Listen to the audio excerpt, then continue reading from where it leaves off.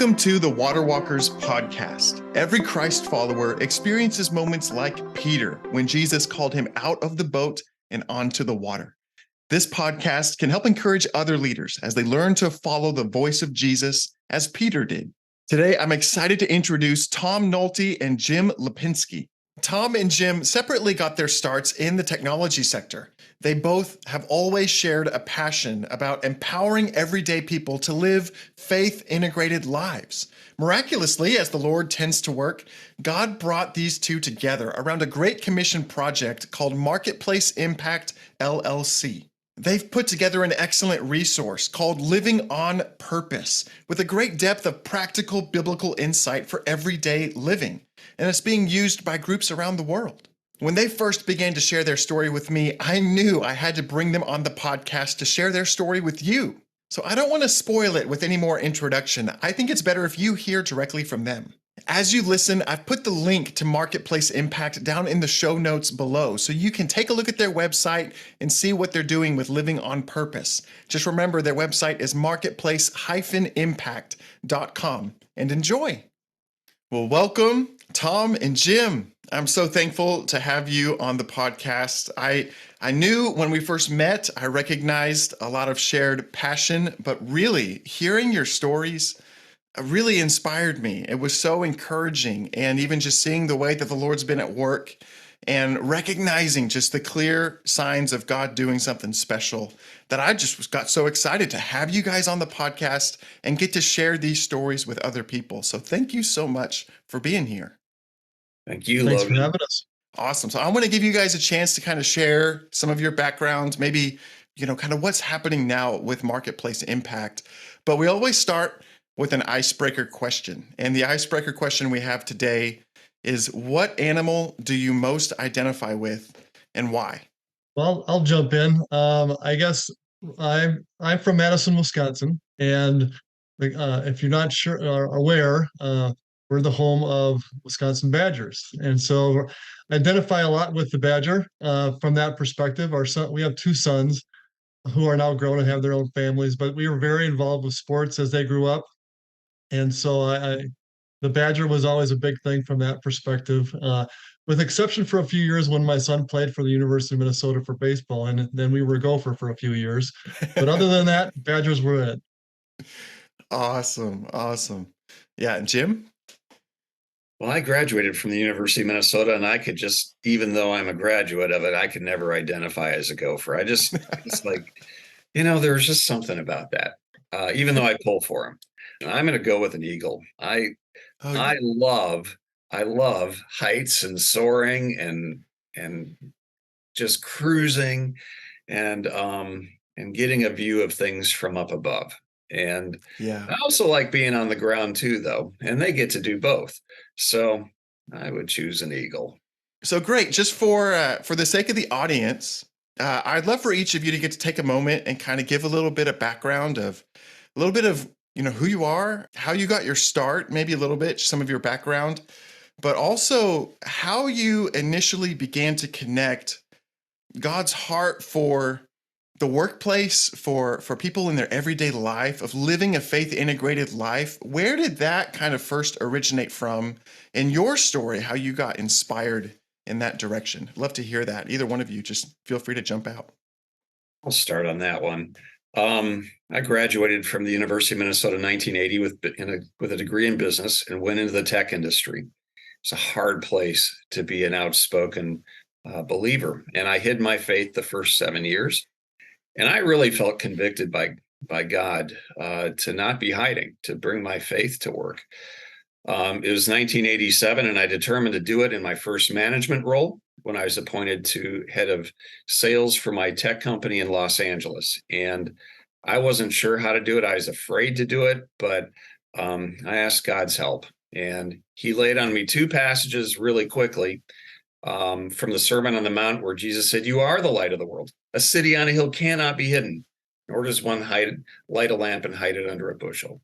So basically, I felt the Lord saying, let people know you're a follower of mine. And then I said, okay, Lord, I can do that. And that's kind of scary. But then what? And he laid on me 1 Corinthians chapter 2, where Paul says, I didn't come to you with wise words, spouting the wisdom of God, but rather professing to know nothing but Jesus Christ and him crucified. And he went on to say, I wanted to come to you in demonstration of the Holy Spirit and in power, that your faith wouldn't rest on men, but on God. So I decided, Logan, that what I would do is let people know I'm a Christian and then show them Jesus Christ empowered by the Holy Spirit. And God blew open doors for me in crazy ways. This is before the faith work movement. I was in some really hard settings and hard places, and perhaps we can unpack one or two of those stories later. For the next 23 years of my tech career, I expressed my faith everywhere I went. I viewed that as my ministry. And God brought me to the place after 30 years in business to join the leadership team of a global ministry. So I did that to help them engage marketplace people to live out their faith in cross-cultural settings. For the last 12 years, I've been involved in discipling marketplace people around the world to live out their faith in very natural ways that I like to say are as easy as walking and breathing if we understand how to do it. So that's how I got to this moment, to this day. And Tom and I founded Marketplace Impact at the beginning of the year, and we're really excited to see how God's going to be using it. Yeah, and I also from tech industry. I'm actually a computer science person by education, and much more a programmer, and developed as my career went on into more management and operations from a tech perspective.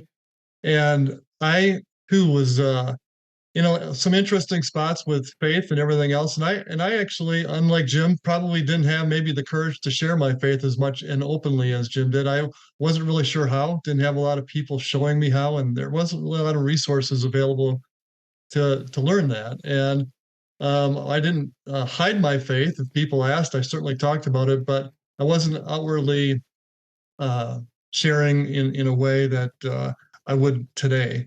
And all through all of that, I think a lot of it, I really did it kind of on the sly, so to speak. I was much today's servant leadership is a big topic, and it's been that way for quite a while.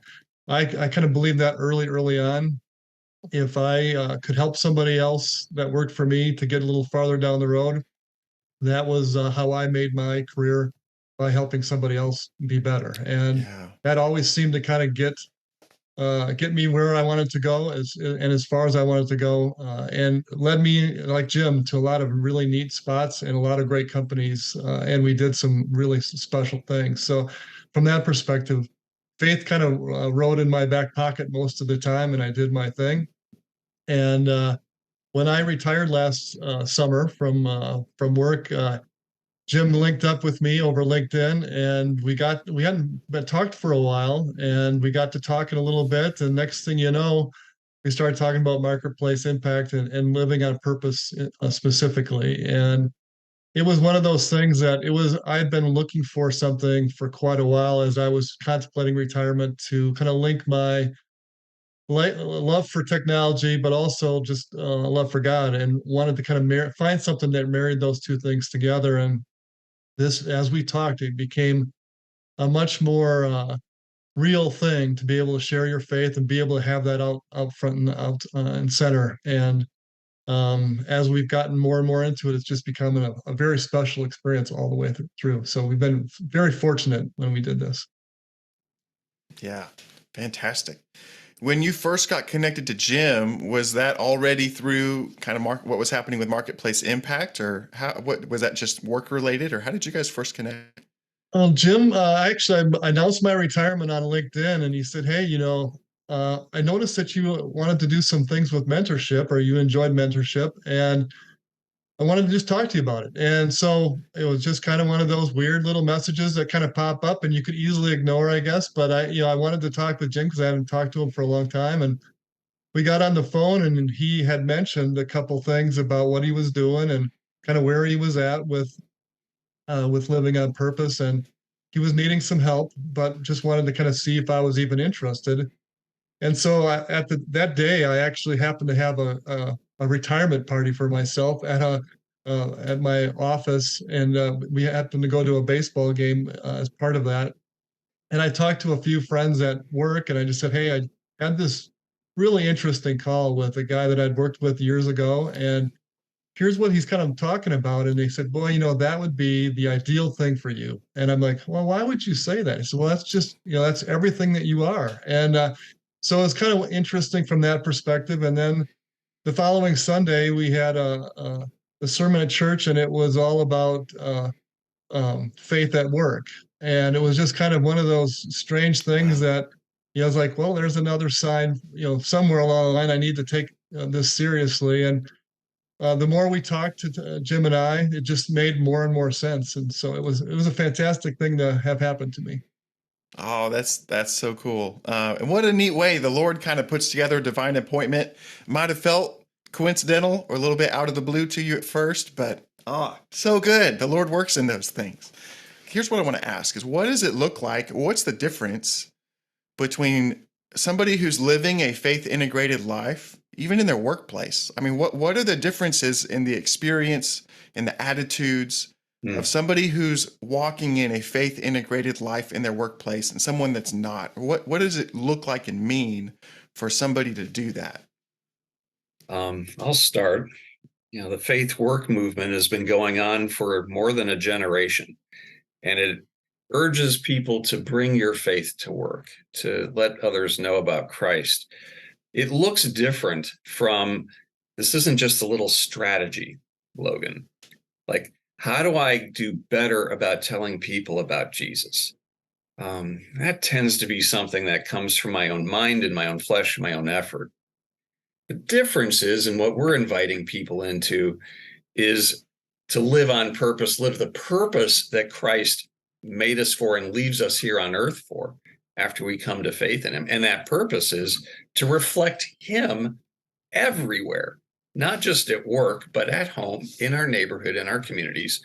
And reflecting him isn't just trying harder to talk about Jesus more. It literally is empowered by the Holy Spirit being Jesus, so that people, when they encounter us, go, I've never met anybody like Logan or Tom or Jim, because what we're doing is we're helping people and discipling people and seeing a big, massive, beautiful, majestic God who's ultimately intimately with you and me, who has invited us not to have our career over here and then a little bit of ministry over here, but to see that I've placed you on earth to reflect me everywhere.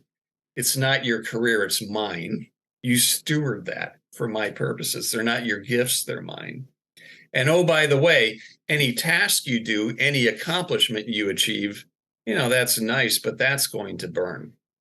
People made in the image of God are eternal. And the impact that you have on people lasts forever. It changes our mindset so that the difference is we are taking our selfish, self-centered interests and bringing them to the throne and laying them down before God and saying, give me instead, God, your mind and heart, and let me reflect that well and demonstrate it well, so that people say, as I said earlier, who are you? And it blows open doors for the gospel. It blows them open with people you would never expect would want to know about it. And oh, by the way, because we're living in the way that he has asked us to live, and his scriptures and word tells us to live, he also blesses those things. So there's the opportunity for success to come as well, success from the world's perspective. My clients loved doing business with me because they knew they could count on me delivering what I said. So that's the difference. And it carries beyond the workplace to my neighborhood and community, to my extended family and friends, and of course, to my home. Yeah, I think I would just add one thing, I guess. One of the things that when I heard share my faith at work throughout the years, I always pictured, for whatever reason, this person that would be spouting Bible verses all over the place, and they would just be kind of annoying, quite honestly. And I just, that was one of those things. Is like, I just don't. One of my memories from years ago was there's a gentleman downtown Milwaukee. He was very famous for sitting outside one of the bank buildings downtown Milwaukee and just reading the Bible and just preaching away. And I mean, he was a really interesting guy, but that was the one thing I just did not want to be at all. And when Jim started talking about faith at work, I'm like, oh, this isn't right. But as he started talking about what that really meant to him, it really resonated with me because it was something that I was already doing. I just didn't know it, quite honestly, in a lot of ways. And I was just missing that last link of doing doing what I do and doing and having God be part of my life. But when someone asked me about it, actually kind of taking that next step and talking to them about faith. And I always had, probably when looking back, and I had that opportunity to kind of put my foot in the door, but I just never took it. And I think that's kind of the thing that, as Jim describes this, it's one of those things that it's really about being you and being natural about yourself, but being, acting in the way God wants you to act. And people will notice that in a big way. And then once they notice, you have your chance to kind of share your faith that way. And it becomes much more natural as opposed to standing on the street corner and shouting at people. I'll just add to that. It's not telling people about Jesus, it's telling people about me and letting them know I'm a Christ follower, I'm a Christian. And that impacts and influences what you're going to experience from me. And it's just different telling people, yeah, this is who I am, than, hey, I want to tell you about Jesus. And then I get to show them Jesus by living so differently. Then they want to know. Exactly. When it's just a bumper sticker, when it's just a faith that we're trying to integrate in name only and say, hey, I put the ichthus fish on my business card, or I got the bookmark with the Bible verse on it. But if that's the only way that somebody can figure that you're following somebody different, if that's the only way that you're a salt and light, people can recognize that, it's got to be integrated down into our behaviors, into the way we interact, the way we walk with integrity, that we're actually demonstrating it in the way that we interact, the way we treat people, our customers. And I like to say that it's important that we do testify that we're a Christian as early as we can, because then they aren't wondering, why are you different? Sure. So in what ways, like, have you found there's some examples of that in your own story where you had opportunities to have conversations that weren't like running after people and chasing them with the Bible, but that, like Tom was saying, are in the natural course of doing business where you've been able to share that? What does that look like? For me personally, I'll give an example from the very first moment when I shared who I was, when I came out, if you will, that way. Right. I hosted a team meeting of my team in 1987, before you had kind of touchy-feely team kind of things happening. Right. And I asked my team members, there are about a dozen of them, to each spend time telling us all, who are you? Where did you come from? What got you here? What do you love about life? What do you love about working here? What do you not like about being here? Just kind of background everything. And after everybody in the room went around and shared, and we spent hours doing this, and it was a great time. I started by saying, first and foremost, what you need to know about me is I'm a Christ follower. I met the person of Jesus Christ. For real, he is alive. And it stunned me and blew me away to understand he wasn't just a figure in this old dusty book called the Bible. And it changed me forever. And I don't expect any of you to understand that or try to be that, but it's who I am. Yeah. The next morning, I was met by a person who wasn't in the meeting, but who had heard about the meeting. A young woman I didn't know, because I'm brand new on the job. She's waiting for me when I get to work at 6 a.m. So who knows how long she was ready to wait. Wow. Yeah. And I walk into my office and she's yelling at me, "Who do you think you are? Why do you think you have a right to tell a woman what she should do with her body?" Going, "Who are you? What are you talking about?" And she follows me into my office, still yelling and screaming at me. And I said, "Is this about abortion? Is this?" "Yeah. And you Christians think that you should dictate what we women do. Who do you think you are?" And my mind started going, Logan, to, well, how do I answer her? What do I say to justify? Yes, I am pro-life. Here's why. And my mind starts racing that way. And I'm thinking, all of those are dead ends. They're just going to make her more angry. Dear God, you know her. You know what prompted her to do this. I don't. Give me wisdom. And as I prayed that prayer, he started speaking to my heart, to my mind and heart. And while she's yelling, he brought clarity. And when she was done yelling after maybe 10 minutes, I said, "Wow, you're really, really worked up on this. This is really important to you. So much so that you met me here before you didn't even know what time I'd come in." Yeah. And why? Why? Why are you so angry? Why are you here? Why are you yelling at a stranger who you don't even know, and you don't know for sure what my position is? Why? And at that moment, her face melted from rage to devastation, just heart-wrenching. And she started sobbing and crying. And I'm sitting there thinking, oh man, Lord, help me, guide me. And after a couple minutes, I said, "What's going on? Why are you crying?" She said, through sobs, "God hates me. And he could never forgive me because I killed my baby, and he could never forgive me." And I'm sitting there going, oh man.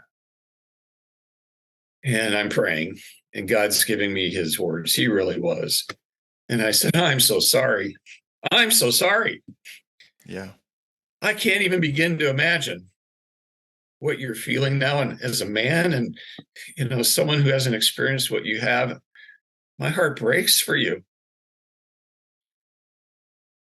But I have some really important, really good news for you. God doesn't hate you. He doesn't hate you at all. As a matter of fact, he loves you with a love you can't even begin to know. He gave his only son. He gave his son to save people like you and me from his judgment and sin, from sin and judgment. And he offers that to you now. And I had the chance to share the gospel with her. And she didn't accept my invitation to pray and accept Christ then and there. It changed our relationship forever.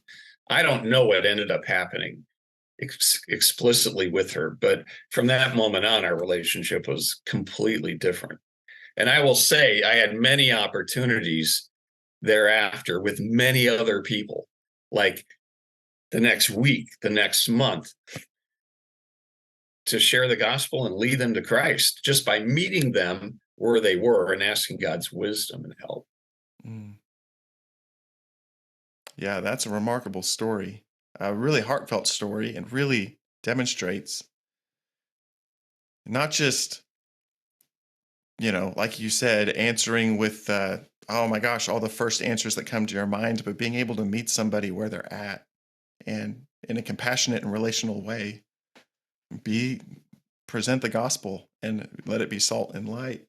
I just want to add an example. Really, it's not so much my personal one, but my niece. And as I was talking with Jim about marketplace impact, I talked to my niece, and she and her husband have their own business, and they do a gymnasium for underprivileged and low-income people up in the Twin Cities, and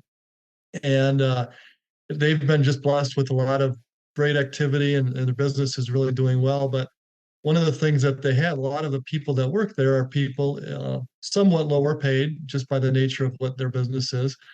But she said one day I got the story from her primarily because we were talking about living on purpose and what that meant, and if they had any need for content to help them, live their faith through their work. And I knew that her and her husband are very strong Christians. And she said, it's funny, we've been looking for content all over the place and we just can't find it. And we've been kind of gluing stuff together ourselves. But just, as a story, she said, we had a situation where one of our frontline workers was dealing with a parent, and through that said something that basically kind of set the parent off. Wherever it was either it wasn't appropriate or the parent took it in the wrong way. And she said we got it all taken care of with the parent, and that was all fine. And so we sat down with the lady that was the worker, and she said, I could tell right away she was nervous and it wasn't going to go, she was not feeling very good about it. And she said, are you okay? And she said, yeah, I'm fine. And we went through all of this, the whole scenario, kind of told her what she did wrong and what she should be doing. She'd do it again. If it happens again, here's how you should react to that. And here's what we would expect of you. And she said, okay, great. And she said, but at the end of that conversation, you could tell she was still waiting for something to happen. And she said, what's wrong? She says, well, are you going to fire me? Right. And she said, no, why would you think that? She said, well, all my other jobs, if I would have, if something like this would have happened, they would have fired me just instantly. Wow. He says, well, that's not really what we do. He says, we want to make sure that you know what you did wrong and what you can do right. But, it says, we're not going to fire you. And she said, why not? And she said, well, part of who I am is I'm a Christian. And part of being a Christian is forgiveness. And this is all about forgiveness. Now, we don't want you to do it again, but he said, there's no reason to fire you. You're a good person, you're a good worker, and we want you to, be productive in the future. And it was a great example. And she said, after that, she said, the lady just kind of stared at her and just wasn't sure what was going on. And the more they talked about it, she was A, very grateful, but B, she went and talked to almost everybody that she worked with about that experience. And she said it turned out to be such a great situation because it improved the morale of the organization tremendously because they knew they kind of had that second chance effect. But it also, I think, gave them a chance to talk about their faith too. And I think it continues to grow there, I think, from that perspective. But it was one of those teachable moments that turned out to be a fantastic thing. Wow. Yeah. Another great example. So I've put in the notes that are connected with the podcast. If you're watching it on YouTube, it'll be in the description down below, or wherever you're listening to it, the show notes will have a link to the website that's Marketplace Impact and their material. It's called Living on Purpose. I'd love to just let you guys take a moment to share. So when somebody goes to Marketplace Impact and they're looking at living on purpose, what are they going to find? Can you kind of describe what that is and how you put that together? Living on Purpose came out of a request from an international church in Southeast Asia, in a very difficult place to be an open Christian. And I was engaged with them and their leadership to equip them to live out their faith openly in this hard place. And they said, could you put all this in writing? Could you capture this? And so really out of that came a first initial publication of Living on Purpose, the title meaning living for the purpose you're made for and with intention. So it's a 7-week devotional that focuses on 6 primary areas of what it looks like to live with that purpose. The first is, how do I see or not see and believe and not believe Almighty God in my heart? So if there's areas I'm not believing him for, trusting him with, seeing that he is able to do, I'm not going to live certain ways. The second is, do I understand God's purpose for creation, his purpose for man, and his purpose for me? Yeah. And to what extent am I or am I not living out his purpose for me? The third area of the devotional focuses on, do I live from a fleshly mindset or a kingdom mindset? Do I kind of default to just doing things a certain way out of my own strength and my own way of thinking? Or am I led by a kingdom mindset in making decisions? The fourth is, do I live in such a way that I love people with radical love, with Christ's agape love, not transactional, not if you do this, I'll do this. You wounded me, I'm going to guard myself. The fifth area is, am I living in a way where I hide who I am, or am I living openly for Christ? And the sixth area is, okay, now taking all that into account, to what extent am I trying to live this way out of my own strength versus do I live empowered by the Holy Spirit, living empowered, walking in the power of the Spirit? So those 6 areas are covered in the devotional.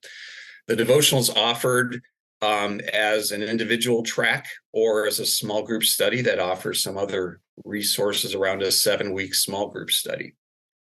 Or there's a deeper dive approach, Logan, where if people really want to go deep on this, perhaps they've taken and walked through the devotional and they want to go deeper yet.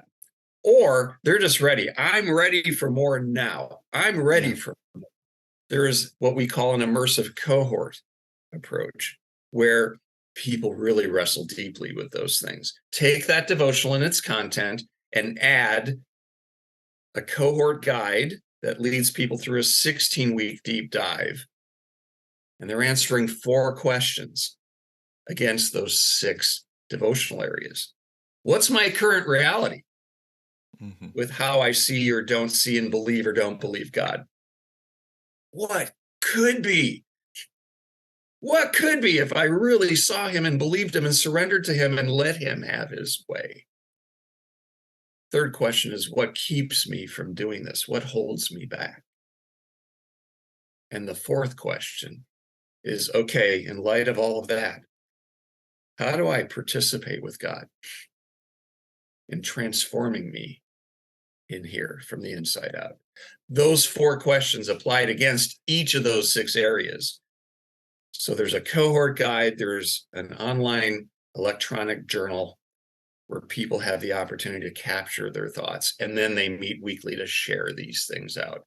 And it is transforming. People meet the Lord in deep ways. I like to say it's a shared journey. Everybody's going through the same shared journey, but highly personal. Yeah. Because they're dealing very specifically with the things the Lord's brought to them. So that's what people will find on our website. And there's a way where we work with individuals. There's a way we work with ministries.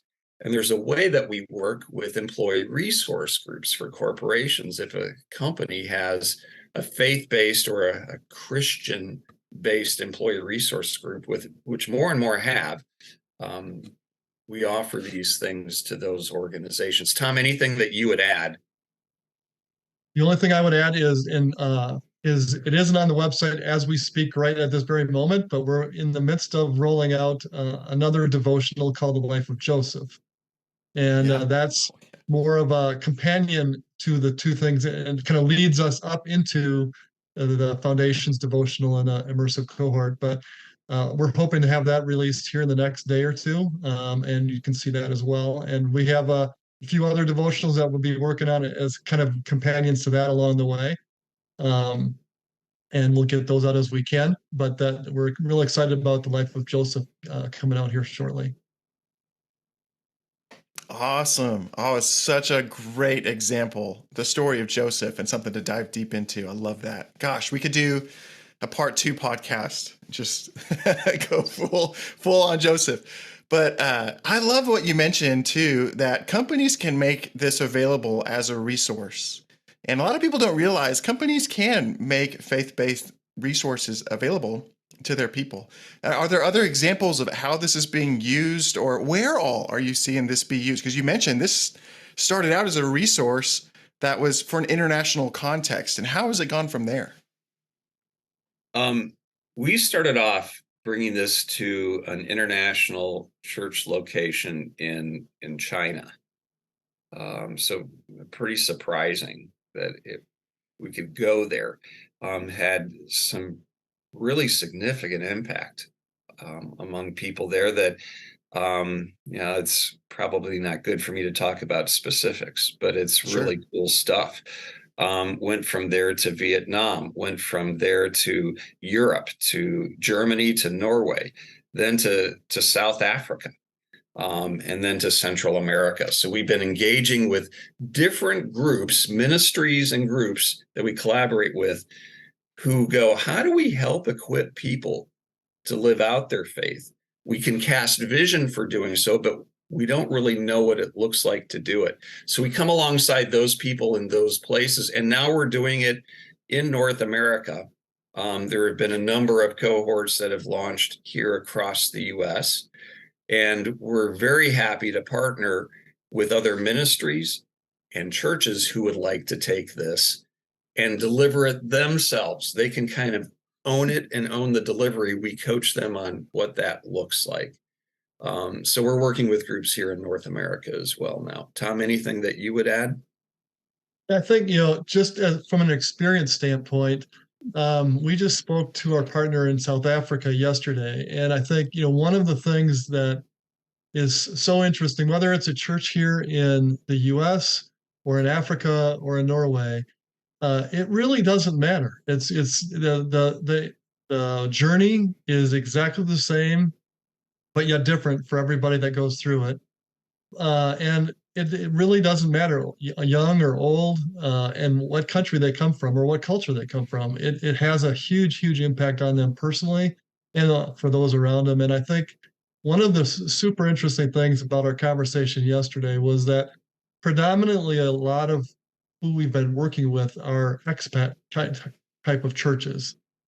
But in this particular situation, they're still doing that, but they're also very focused on the Africans locally, and it's really they have seen some just unbelievable responses and outcomes of that particular journey through living on purpose and other things as well. But they're really having a super impactful journey along the way in what they're doing. And it's fun to see the enthusiasm. If nothing else, from our perspective, I think it's just great to see the enthusiasm happening not only through our materials, but just how the Lord's working through each of these people along the way in their locations.